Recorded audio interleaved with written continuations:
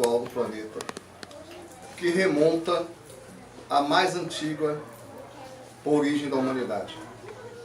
Desde o homem pré-histórico, o ser humano é caracterizado pelas suas manifestações religiosas. Em nenhum momento os espíritos superiores deixaram de instruir a humanidade através dos seus médiuns. Mesmo nas tribos indígenas primitivas, através dos pajés, já se ouvia a voz da imortalidade. Nas tribos africanas, através dos preto velhos, através dos caboclos, através dos orixás, já se falava da origem transcendente da ordem da natureza. A nossa civilização ocidental começou, nas suas origens culturais mais antigas, às margens do Ganges. O livro sagrado mais antigo, o Vedanta, data de 4.000 anos antes de Cristo.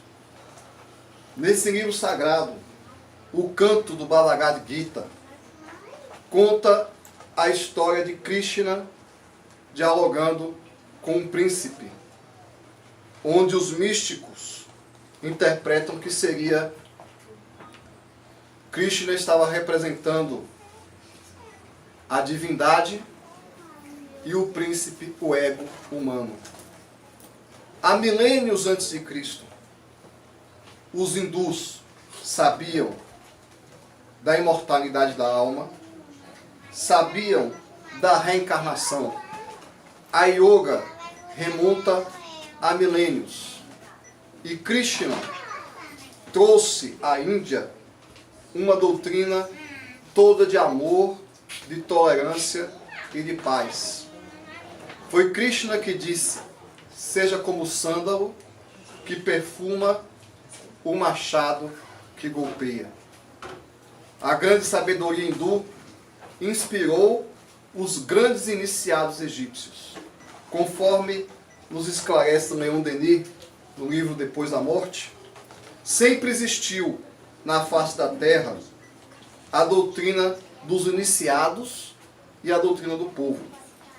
Enquanto os sacerdotes passavam para o povo o seu politeísmo primitivo, o seu culto a Ísis, Osíris e Horus, o culto ao deus Anubis, os iniciados egípcios, que eram os exilados de Capela reencarnados, conheciam muito bem a imortalidade, a reencarnação, conheciam o magnetismo talvez melhor do que nós conhecemos hoje, faziam as reuniões mediúnicas, tinham seu contato com as estrelas, a ponto das pirâmides egípcias fazerem algumas marcações astronômicas e conheciam a justiça divina. Tanto é que era ensinado para o povo egípcio que, ao morrer, eles seriam julgados pelo deus Anubis, pela balança de Anubis. E quem tivesse um coração mais pesado que uma pena, não passaria para a imortalidade. Do Egito Antigo surgiu o povo hebreu, da Babilônia e do Egito. E a Bíblia que nós lemos hoje é apenas uma pálida versão da Bíblia original do hebraico, cujas letras do alfabeto hebraico, as consoantes do alfabeto hebraico, todas elas têm um significado numerológico, todas elas têm um significado místico, que é passado através da Kabbalah. Aliás, só entende o real sentido da Bíblia quem foi educado no meio judaico, porque existe uma tradição oral que não está escrita. Por isso que Jesus disse a Nicodemos, quando ele disse que precisava nascer de novo, e Nicodemos respondeu a Jesus: como pode um homem já velho entrar no ventre da sua mãe? Aí Jesus fez uma repreensão a ele. Você é mestre em Israel e não sabe dessas coisas?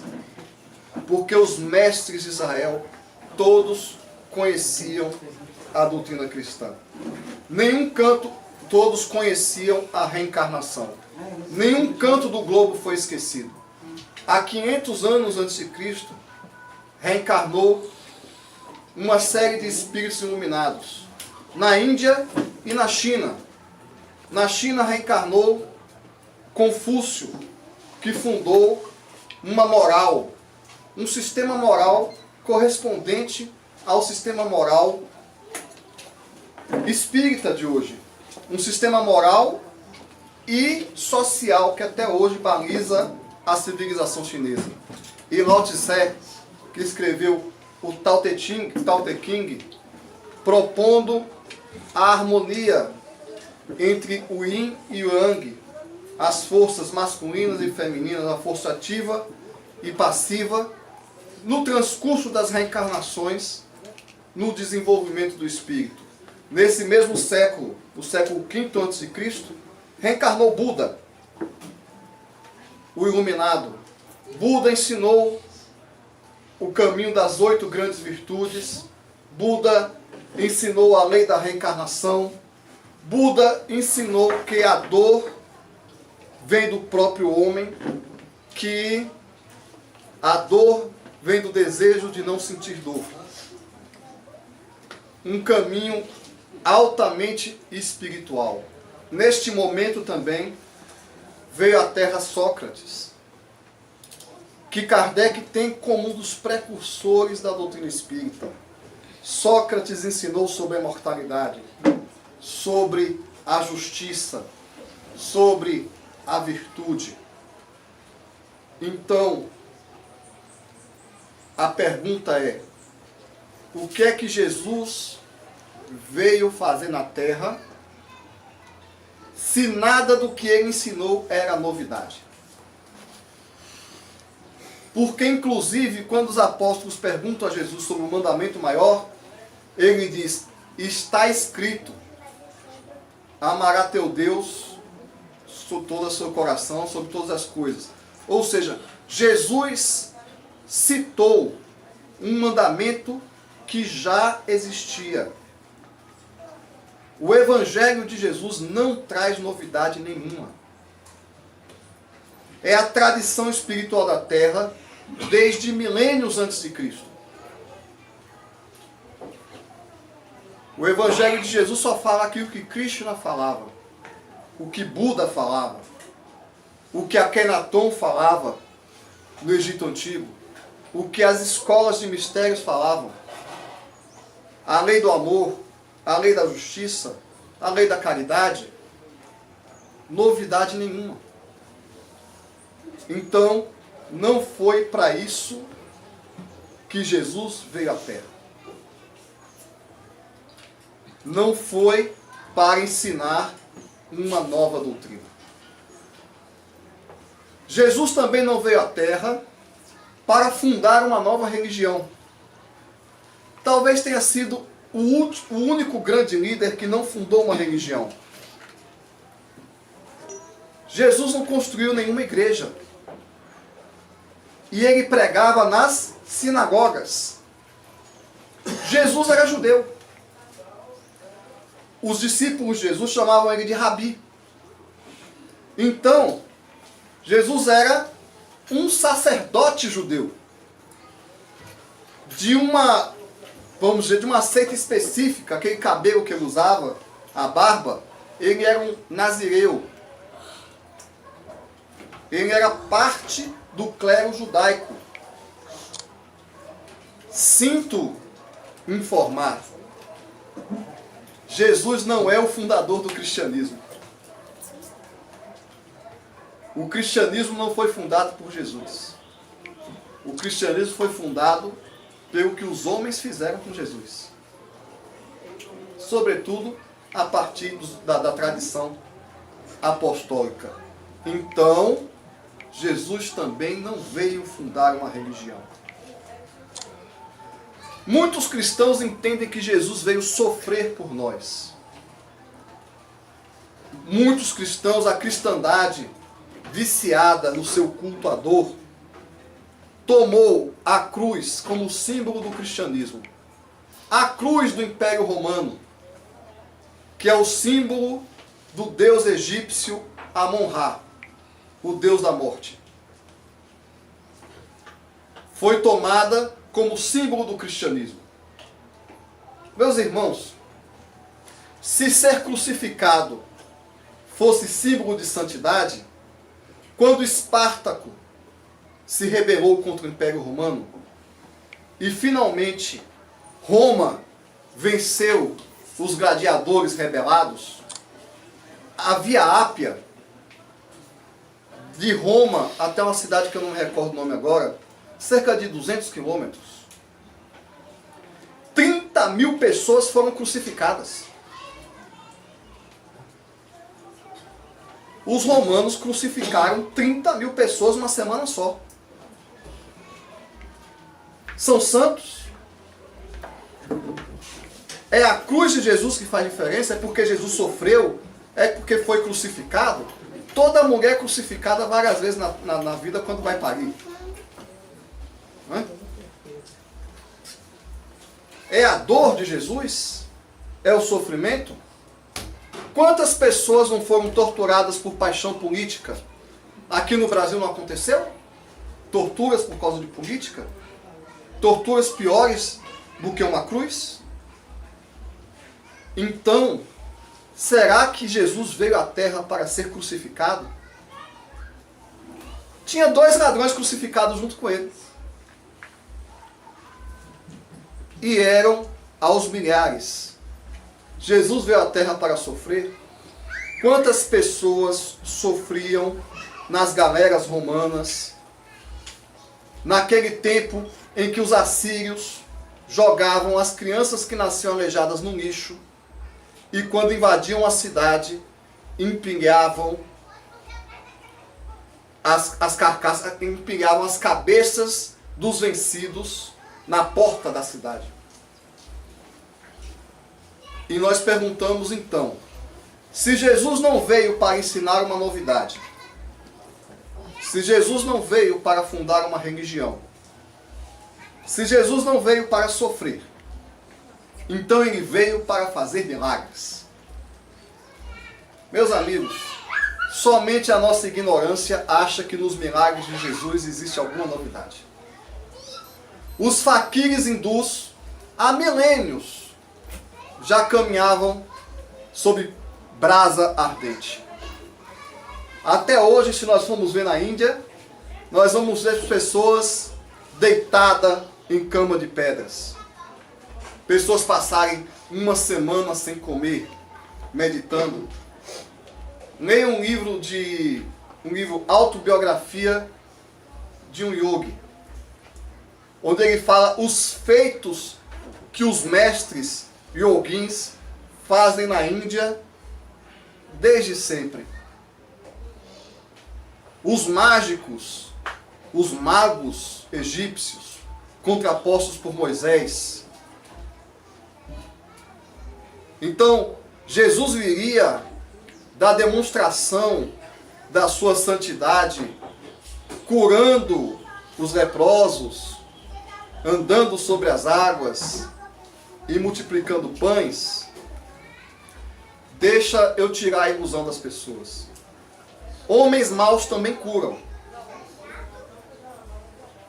Quando um feiticeiro tem seu magnetismo animal proeminente, tem poder magnético e tem fé, ele cura também. Não é preciso de elevação moral para curar o corpo. Só é necessário elevação moral para curar a alma. Ah, mas Jesus multiplicou os pães. O carnaval é cheio de gente que passa uma semana sem comer. E esquecem de comer. Porque estão na folia. Não dorme, não come, só bebe. Kardec explica que Jesus teria causado uma excitação na multidão que ela se sentiu saciada. Mas até um astro de rock consegue fazer isso. ele bota um som lá, os jovens ficam o dia todo sem comer e ninguém sente fome. Curas espirituais desde o Egito Antigo. Caminhar sobre as águas. Nós temos relatos que monges hindus ou monges tibetanos levitam. Eles meditam e levitam. Aliás, quantos efeitos ditos miraculosos aqui no Brasil estão às nossas vistas nos chamados poltergeists, quando os espíritos movem objetos. Eu ouvi relatos de um espírito que jogava uma pedra de dentro da casa, a pedra passou pela parede e atingiu uma pessoa que estava passando na rua. Então vamos lá. Se Jesus não veio para ensinar uma doutrina nova, não veio para fundar uma religião, não veio para sofrer por nós, não veio para fazer milagres. Ele veio para nos salvar do pecado original. É uma ideia interessante. Estava Eva no jardim do Éden com Adão. E nós que somos espíritas temos revelações espirituais sobre esse momento. A serpente mandou Eva comer a maçã. E Eva disse assim, não vou comer não. A serpente disse, olha, come que você vai ficar mais inteligente que Adão. Vou não. Você vai ficar mais sabida que Deus. Não. Você vai saber o segredo do bem e do mal. Não quero não. Menina, come que emagrece. Aí Eva comeu.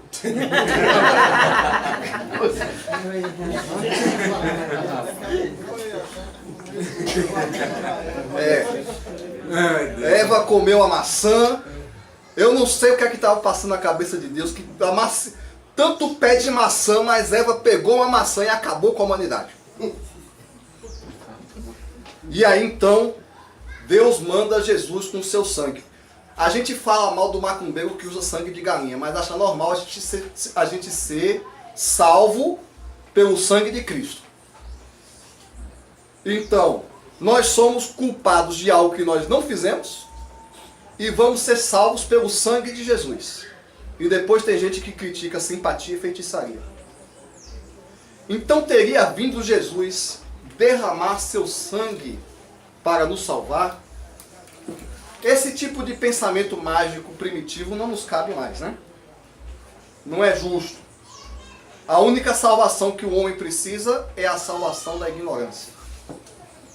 E aí nós chegamos à conclusão. Se Jesus não veio ensinar coisas novas, não veio para fazer milagres que já faziam a 3x4, não veio para derramar o sangue dele, não veio para ser crucificado, que já tinha um monte de gente crucificada, e não veio para fazer uma nova religião, por que Jesus veio à Terra?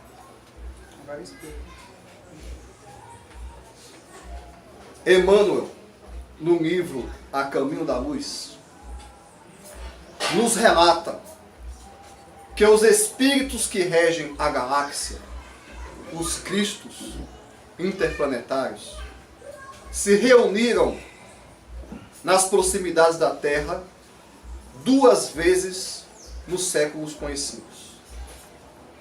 Há 4,5 bilhões de anos, quando Jesus foi designado para formar esse planeta, e no momento que Jesus veio à Terra para dar testemunho do amor.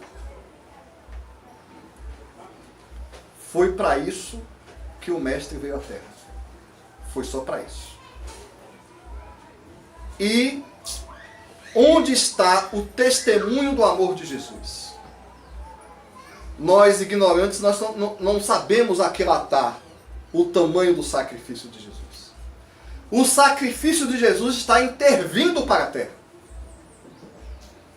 No livro Renúncia, Emmanuel relata a vida de um espírito chamado Alcione, que vivia numa cidade formada por prédios de cristais. Alcione estava estudando música com os gênios celestes. Ela estava com a viagem marcada para Sírios, para outra estrela. mas tinha um homem que era o marido dela de encarnações passadas. Tinha a mãe que estava complicada, o pai. Então ela foi pedir autorização para o superior dela: eu quero voltar para a terra. E o superior dela disse assim: mas Alcione, o que é que você quer fazer naquele lugar? A terra, para espíritos como você, é um campo de sofrimento. A terra é um lugar dos brutos. É um planeta de provas e expiações. Ela disse: mestre, eu sei, mas eu queria ajudar os terráqueos. Mas Alcione, a gente já não ajuda daqui? Não, mestre, aqui meus familiares estão passando por problemas. Todos eles têm problemas. Ele diz assim: olha, eu acho que não é essa vez que o seu marido, Pollux, vai vencer as suas imperfeições morais. Não, mas eu tenho minha mãe, eu tenho meu pai, tá bom. Então eu lhe dou uma autorização para você descer a terra. E aí é que vem o detalhe que eu quero contar. Comece a se preparar, porque você vai durar 10 anos para reduzir o seu corpo espiritual para caber num corpo terrestre. Se Alcione, que é um espírito normal, um espírito superior normal, durou 10 anos para reduzir o perispírito dela, o corpo espiritual, o seu corpo de luz, quantos séculos Jesus gastou para reduzir o seu nível espiritual até a humanidade? Os espíritos superiores nos esclarecem que a distância que existe entre o homem e Jesus é semelhante à distância que existe entre o homem e o macaco. Para Jesus nós somos macacos. Trata-se de um espírito que é um engenheiro celeste. É um construtor de planetas. Ele se reúne no centro da galáxia com outros espíritos para dar destinação aos 100 bilhões de estrelas que formam a nossa galáxia. Ele, com a sua equipe de engenheiros siderais, projetou os continentes, as plantas e os animais. E de repente esse espírito reduz toda a sua luz, toda a sua inteligência e vem nascer numa manjedoura no meio de espíritos atrasados. E ele vem reencarnar numa condição completamente desprestigiada para ouvir pessoas que dependem dele para tudo caluniarem ele ou fazerem pouco caso dele, dizendo: o que pode vir de bom de Nazaré? Um espírito que construiu e governa a terra vem na forma de um carpinteiro. E quando ele vem dizer para o sacerdote, como Humberto de Campos nos conta: eu vim para construir o reino de Deus. Mas você tem um exército? Você tem um príncipe? Da onde é que você vai tirar o material para construir o reino de Deus? E Jesus fala para ele: eu não conheço material melhor e mais sólido do que o coração dos homens de boa vontade. Para ser humilhado pelos príncipes da terra, ser julgado por Pôncio Pilatos. Vocês têm noção da grandeza moral? Quem é Pôncio Pilatos? Jesus conhece Pôncio Pilatos desde que ele era uma bactéria. Presidiu a formação daquele princípio inteligente quando ele se tornou uma ameba. Evoluiu para um peixe, para um réptil, para um mamífero, para um macaco. Está ali aquele pobre coitado que Jesus sustenta há milhões de anos. E Jesus tem que ouvir ele dizer: eu tenho o poder sobre a sua vida. E Pilatos pergunta a ele: o que é a verdade? E Jesus silencia, porque Pilatos não tem nem condição de entender o que é a verdade. Quem vai conseguir entender o que é o pensamento de um mestre celeste? E Jesus falava sobre parábolas. Carlos Torres Pastorino, que vai nos explicar por que Jesus falava por parábolas. Porque cada parábola pode ser entendida em diversos sentidos de acordo com a maturidade espiritual de quem está ouvindo. Pode ser ouvida no sentido literal, metafórico ou espiritual. Agora, imagine um gênio celeste que constrói estrelas, adaptando o seu raciocínio a seres humanos como nós. Procurando se fazer inteligível, usando parábolas de caráter pastoril, porque o povo era agrário, porque o povo era um povo de criadores de cabras, de agricultores. E dentro da tradição daquele povo, Jesus procurava nos elementos da natureza, no casamento, que no Evangelho significa o casamento entre o homem e Deus, os seus ensinos eternos. Quem aqui consegue dar aula de física quântica para um analfabeto? Jesus fez muito mais do que isso. Isso é amor. Sobretudo, a forma mais alta de amor, que é a indulgência. Para aqueles espíritos recém-saídos da animalidade, um gênio que compõe a ordem celeste dos engenheiros siderais, olha para uma prostituta, para um soldado, para um general, para um senador, para um político corrupto, para um ladrão, olha para ele e diz: você é a luz do mundo. Isso é que é a sumidade do amor. A gente acha que amor, e as mães têm essa qualidade, a gente acha que amor é dar uma coisa para uma pessoa, que é perdoar a pessoa, que é dar o presente de Natal, fazer o peru. Mas o supra-suma do amor é acreditar numa pessoa mais do que ela acredita. É buscar um homem como Pedro, nas margens do mar da Galileia. Um homem bruto, ignorante, covarde. E dizer: Pedro, venha comigo. Mas Senhor, eu sou só um pescador. E ele diz para Pedro: eu farei de você pescador de homens. É chegar numa cidade e você quer um discípulo para divulgar sua doutrina. Quem você escolhe? A pessoa mais impopular da cidade, o cobrador de impostos. Venha comigo, Mateus.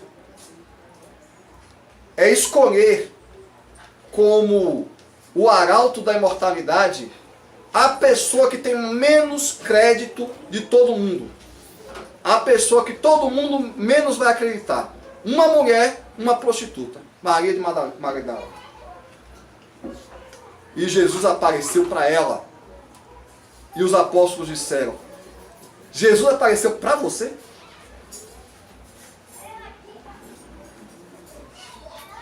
É olhar para os apóstolos, aqueles seres primitivos, e ao invés de dizer: olha, eu curo porque eu sou o cara, porque foi eu que fiz esse planeta.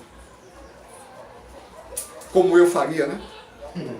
Pedro, você tem que comer muito feijão ainda. E Jesus disse: você só não cura porque você não tem fé. É isso que é o amor. O amor é ver nas pessoas o que elas não têm. É ver no criminoso a santidade. É acreditar na humanidade. O que a humanidade não acredita em si mesmo. É trazer esperança para quem não tem. É trazer a luz naquele povo que estava conflitado com a sua briga com o Império Romano. Trazer o consolo e a luz onde só há trevas. Curar leproso, curar paralítico, andar sobre as águas, tudo isso é detalhe. Mas o testemunho do amor é um gênio celeste nascer entre seres primitivos como nós, se rebaixar a ser primitivo como a gente era, um construtor de planetas passar mais de 10 anos trabalhando como carpinteiro, um espírito redimido, vivendo como um homem, só para dar testemunho do que um homem tem que fazer, não para ensinar nada de novo, mas só para dar o exemplo, só para dar o encorajamento.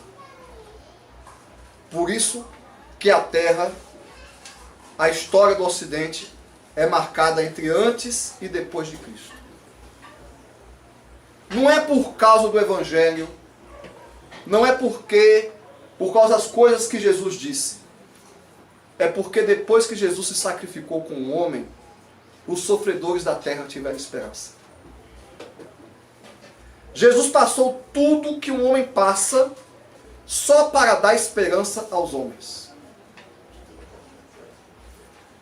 Seria como você ter uma pessoa doente e dizer para ela: eu vou ficar doente junto contigo só para lhe mostrar que pode ser superado. É como você ser uma pessoa pobre e você caminhar junto com um pobre só para encorajá-lo. E Jesus viveu como um pobre ser humano, pecador, sofrendo pelos nossos pecados. Foi crucificado como se tivesse a pior expiação a cumprir, só para que todos aqueles nós que temos expiações a cumprir, possamos olhar, por exemplo, do Mestre e dizer: se Jesus passou, eu também passo. Eu não vim à Terra porque sou um gênio celeste para ensinar. Eu vim à Terra porque preciso progredir e expio os males que eu faço. Mas quando me chega a expiação, quando me chega a pobreza, quando me chega a dor, quando me chega a incompreensão, eu posso olhar para a imagem de Jesus e dizer: o Mestre também não foi compreendido. Minha família não me entende. A família de Jesus também não entendia Jesus. Meus amigos são ingratos. Os apóstolos todos abandonaram Jesus. Minha mãe não entende. Maria também não amava, mas também não entendia Jesus. Ah, eu estou doente. Jesus foi crucificado. Jesus veio à terra só para que os homens tivessem alguém que eles pudessem olhar para consolar as suas dores. Esse foi o sentido da missão de Jesus. Ele se determinou: eu preciso ir para a terra dar testemunho do amor, da esperança, dar alento, da fortaleza moral aos homens. Eles vão corromper minha doutrina, eles vão matar em meu nome, eles vão dizer um monte de bobagem, eles vão esquecer o que eu disse, mas os sofredores da terra terão consolo. Jesus não nos deixou abandonados. Para todos aqueles que choram, tem a imagem do Divino Mestre. Nós temos força para prosseguir. Nós temos forças para caminhar. Nós temos forças para passar pelas nossas provas, porque o exemplo de Jesus, o amor dele, é a luz que impulsiona o mundo. Então, o Mestre veio à Terra para dar testemunho do amor. E através desse testemunho, nós espíritas hoje espalhamos pelo mundo que o mal é uma ilusão, que o homem é a luz do mundo e que o amor cobre a multidão de pecados.